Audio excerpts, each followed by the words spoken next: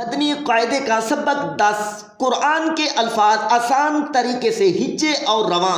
اس سبق میں پچھلے 9 سبقوں میں سے کوئی حرف ہوگا، یہ لکھا ہوا ہے۔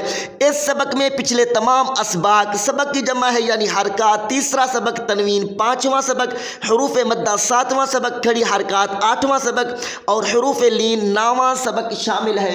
بچوں اور بڑوں کے لیے کمال کا قاعدہ، آسان ترین مدنی قاعدہ تجوید و قرات کے ساتھ۔ پھر میں کیوں نہ کہوں اسلامک ریسرچ سنٹر دعوت اسلامی لوگو احسان ہے، فیضان ہے الیاس قادری کا۔